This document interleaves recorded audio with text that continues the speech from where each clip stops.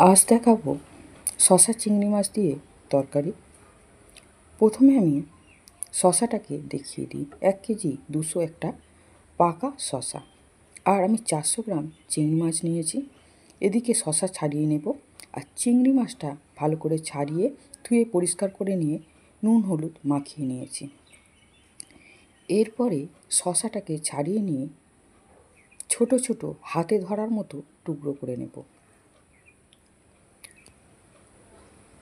টুকরো করে নিয়ে ভিতর থেকে দানাগুলোকে বার করে নেব।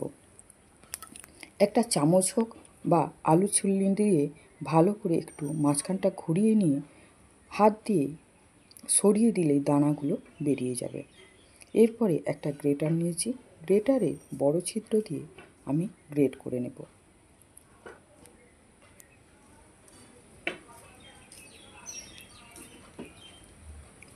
এইভাবে পুরো গোটা শশাটাকেই আমি গ্রেট করে নেব। শশা একদম লাউয়ের থেকেও প্রচুর জল বেরোয়। আমি এইভাবে গ্রেটারে গ্রেট করছি, আর স্ল্যাবের এপার থেকে ওপার পর্যন্ত জল চলে যাচ্ছে। প্রচুর জল থাকে শশাতে। শশা কিন্তু প্রচুর ঠান্ডা। দেখেছেন কতটা হয়েছে। এরপরে 1 চামচ জিরে নিয়েছি, গোটা জিরে, আর হাফ ইঞ্চির থেকে একটু বেশি আদা নিয়েছি। এইগুলো আমি শিলনোড়ায় বেটে নেব, আর চিংড়ি মাছটা আমি ভেজে নেব।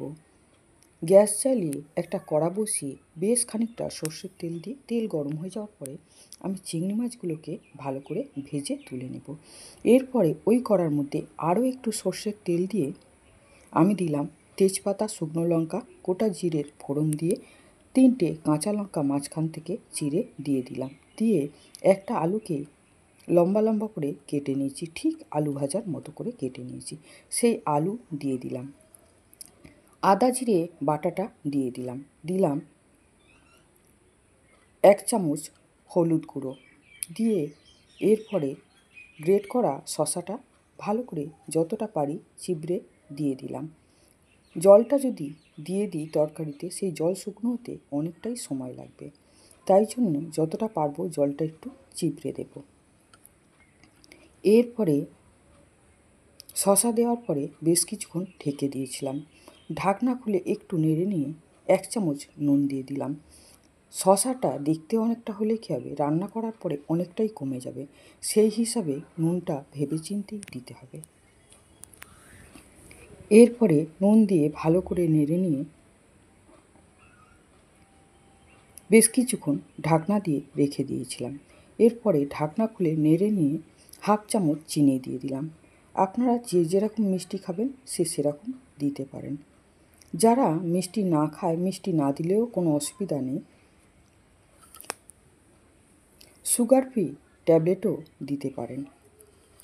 এরপরে ভেজে রাখা চিংড়ি মাছ দিয়ে দিলাম। তরকারি জল শুকনো হয়ে এসছে।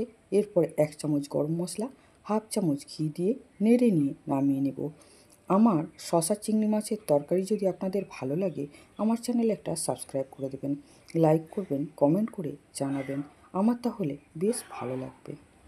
এই আমার শশা চিংড়ি মাছের তরকারি রেসিপি রেডি।